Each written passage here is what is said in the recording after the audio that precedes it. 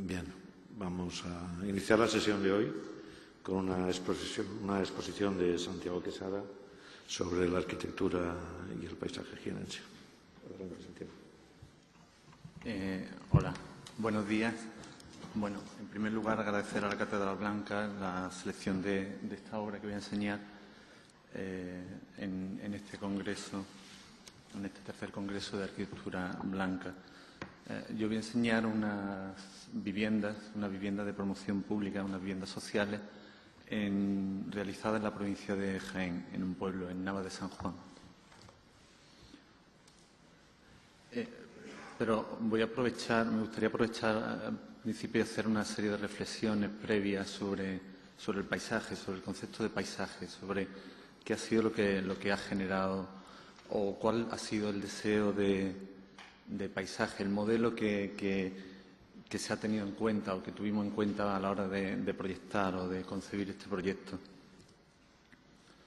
En 1999, en una comunicación de un congreso de Ecomomo Ibérico, me preguntaba cómo era posible que los restos de una factoría de beneficio del oro, de una fábrica de oro, que completamente obsoleta, abandonada, que existía, que está todavía en el Cabo de Gata, se hubiera transformado en parte del paisaje.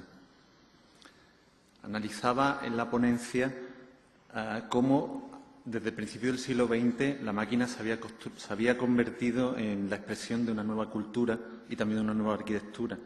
La máquina era al final el mito salvador a lo que todo se debía someter, incluso la creación artística. La principal conclusión a la que llegaba en esa comunicación, en esa ponencia, era que, pasado el siglo, la ilusión por la máquina parece que había sido sustituida por la admiración que ejerce en su ruina en el paisaje. Aquella exposición de hace 9 años la terminaba con esta imagen de la ciudad de la cultura de Eisenman y la terminaba uniéndola con la siguiente frase: el legado de nuestro tiempo puede que sea un paisaje con ruinas. La verdad que era una frase que se podía interpretar como un sarcasmo, es decir, pero sobre todo manifestaba una duda. Manifestaba la duda de si la arquitectura actual tenía que parecerse a un paisaje, o debía de ser un paisaje, o debía de construir un paisaje.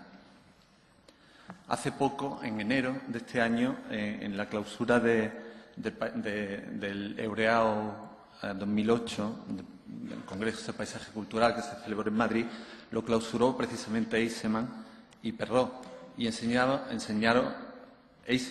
enseñó este proyecto y Perrot enseñó el proyecto de Las Teresitas en Tenerife. Ambos arquitectos, desde una cierta posición que se podría situar entre un cierto descreimiento, un cierto escepticismo o una indiferencia, o no sé si calificarlo desde un cierto cinismo, mantenían que algo que es indudable y que yo creo que nadie pone en cuestión, que es que el paisaje es un concepto cultural. Desde esa premisa incuestionable, desde mi punto de vista, sostenían que el paisaje debía ser antiespectacular, porque si era espectacular estábamos cayendo en una especie de nuevo romanticismo. Luego, por tanto, dado que los productos que producimos los arquitectos, que hacemos los arquitectos, son artificiales, la misión de la arquitectura debía ser construir nuevos paisajes artificiales, pero no asumiendo un papel autónomo, disciplinar de la propia arquitectura, sino realizando con esta obra una especie de exorcismo contra el inexorable papel que ejerce el arquitecto como agente transformador de la costa terrestre, ¿no? Como si la propia arquitectura no formara parte de la naturaleza, como la barrera de coral o las presas de los castores. Bajo mi punto de vista, la intervención de estos arquitectos intentan construir donde el hombre y su arquitectura se hacen invisibles. Y también, desde mi punto de vista, es una constatación decepcionante para un arquitecto, para alguien que tiene que construir y proyectar los lugares donde deben vivir los seres humanos.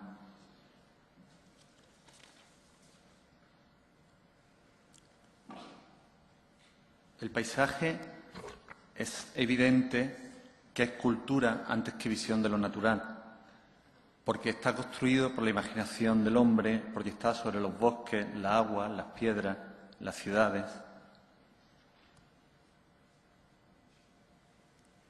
es un organismo complejo que es una plural sedimentación de temporalidad e intencionalidad simbólica y funcional de diversas escalas y orientaciones.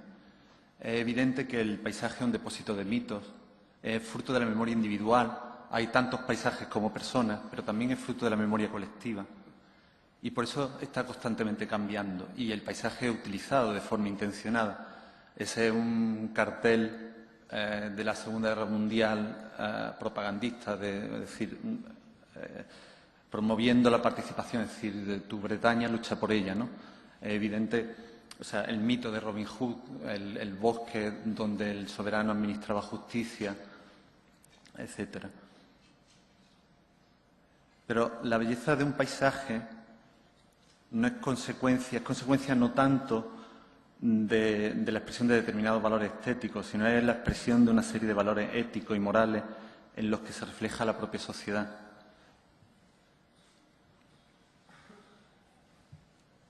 Que lo produce.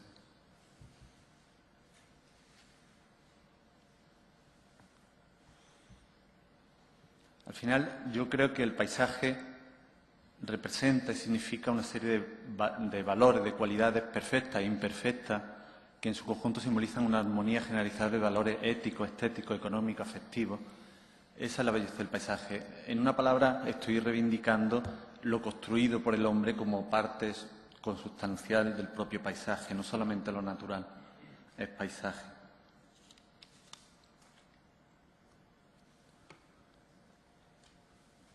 Por tanto, el paisaje también son las formas de habitar propias de un lugar, es decir, aquellas que destilan una cierta sabiduría decantada por el paso del tiempo, una perspicacia en el uso y el mantenimiento de determinados materiales, de recursos naturales, simbólicos, inmateriales. La arquitectura popular, por ejemplo, es un legado, un patrimonio a conservar, a aprender, a estudiar y, sobre todo, evidentemente, es paisaje.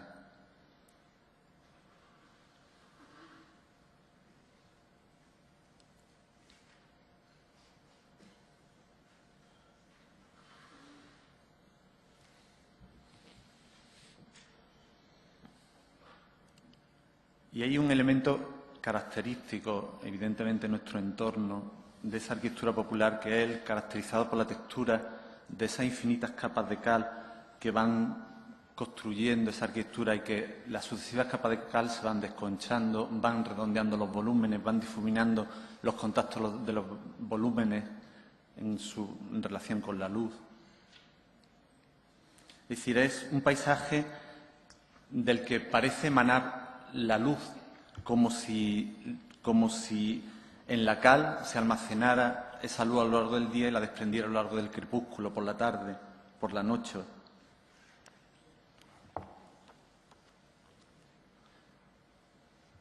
Sin embargo, paradójicamente, es ese paisaje vernacular o ese paisaje popular parece que se asocia a un pasado de escasez, de pobreza.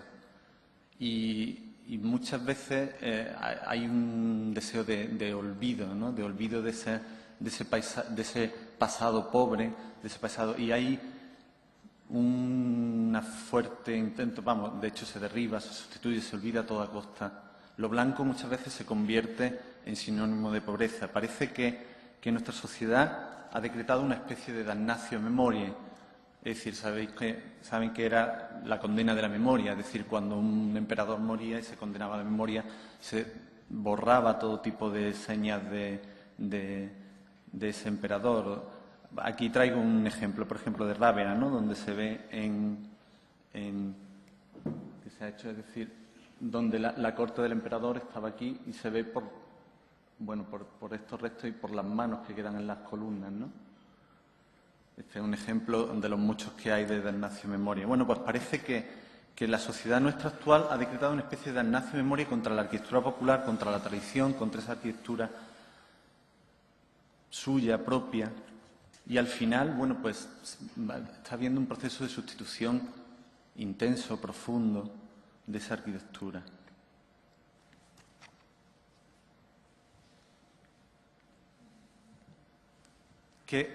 Voy a explicar ¿Cómo abordamos nosotros estas viviendas de Nava de San Juan? Evidentemente, con un deseo de reivindicar no solamente ese tipo de arquitectura como algo fundamental a recoger en la arquitectura actual, sino también a través de una herramienta como el blanco, ¿no? Nosotros creemos que el objetivo de la arquitectura es crear, a partir de un programa dado y con los recursos que el medio pone a su alcance, las condiciones que permitan las mejores condiciones para los seres humanos. Evidentemente, cuando estamos haciendo unas viviendas de promoción pública, pues tenemos un programa muy limitado, pensado para un tipo de familia estándar, padres, 2, 3 hijos, que parece una escasa superficie de vivienda, no conocemos al usuario final y al final, por la normativa, hay una rigidez en la propia normativa que no permite ensayar, investigar en la tipología de las viviendas, ¿no? Al final, bueno, esta planta es una planta que ya la proponían Oiza, la proponían se proponía en los años 50, una planta bastante convencional. A pesar de eso, ahora comentaré lo que hemos intentado hacer para que esa vivienda mínima pues tenga una serie de valores, un valor añadido. Pues también tenemos, respecto a los recursos, evidentemente hay una normativa obsoleta, una normativa estricta, rígida, solares complicados, una limitación fuerte de materiales, de acabado, en el caso presupuesto por metro cuadrado. Bueno, hasta tal punto era este solar complicado que se llamaba La Minilla y el promotor público no sabía, era el único que no sabía que se llamaba La Minilla porque estaba lleno de pozos, todo este solar. De hecho, en mitad de alguna de estas viviendas había un pozo que pillaba 2 viviendas y, bueno, una serie de complicaciones técnicas tremendas que yo creo que no tiene sentido hablar. Bueno, pues nosotros entendemos, yo entiendo que el proyecto de arquitectura es una acción caracterizada por un deseo incoativo de imitación que suscitan determinados modelos, prototipos o referentes elegidos racionalmente de una manera consciente y libre. Es decir, con esto estoy reivindicando el papel de la imitación en el proyecto de arquitectura. Es decir, imitación no es sinónimo de copia. La imitación ha tenido una importancia trascendental en la arquitectura hasta el siglo XVIII, cuando aparece la figura con la Ilustración, donde se mete en crisis, se pone en crisis el concepto de imitación. Bueno, en este caso el modelo o prototipo, no me voy a extender en este tema, el modelo o referente que tomamos para estas viviendas en Nava de San Juan, evidentemente fue el paisaje, y un paisaje del entorno. Este supongo que lo conocen, es un fotomontaje de Codet, de arquitectura popular.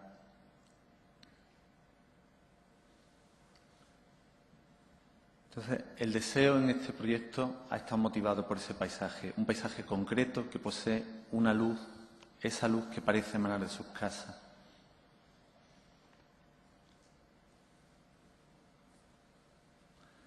Y para ello, evidentemente, la herramienta que hemos utilizado ha sido el blanco. Dicen que los esquimales distinguen hasta 27 tipos de blancos. Goethe decía que el color es el sufrimiento de la luz. En este proyecto no queríamos hacer sufrir la luz.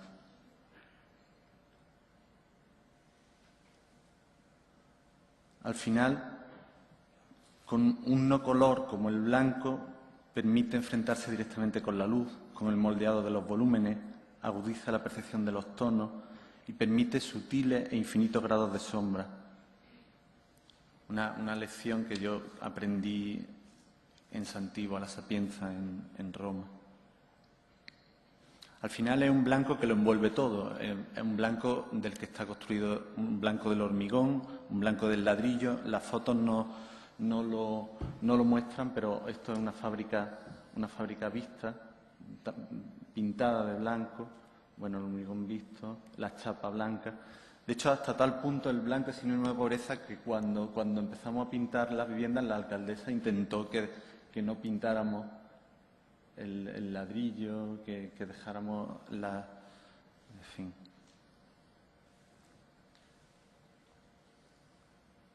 Al final, sin embargo, el blanco nunca es blanco, siempre es otro color, porque se transforma por el efecto del cielo, de las nubes, del tiempo.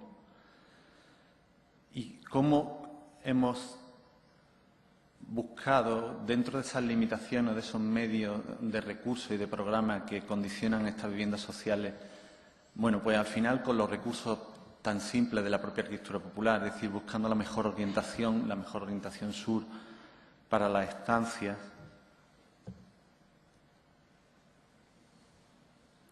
Intentando que haya dentro de esa planta pues la máxima espacialidad posible, es decir, relacionando la cocina con el salón de manera que la división pues sea lo menos rígida posible, relacionándola también con el exterior, de manera que esto pues son unas correderas que se abaten completamente y permiten la estancia en este jardín o patio delantero.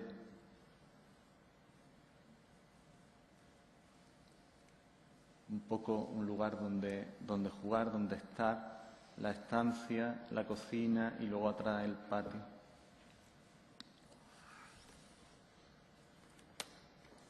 O sea, espacio al aire libre que al final pues son también lugares de relación, son habitaciones sin techo, lugares donde estar, donde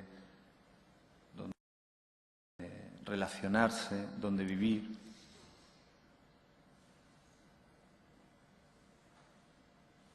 Un poco eso era la intención con este espacio y bueno, también con el trasero.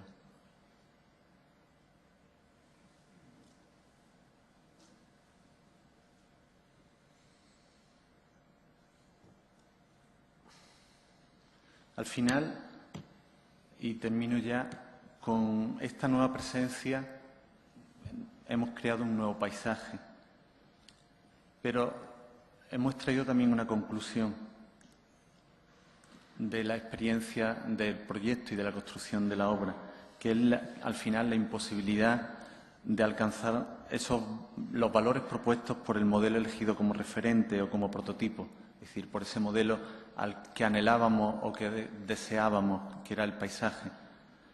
Ese anhelo al final nos genera inquietud, ansiedad, curiosidad insatisfecha y siempre movidos por el deseo, pues intentaremos comenzar una nueva investigación en un nuevo proyecto con el paisaje u otros referentes como modelo. Pues nada más. Muchas gracias.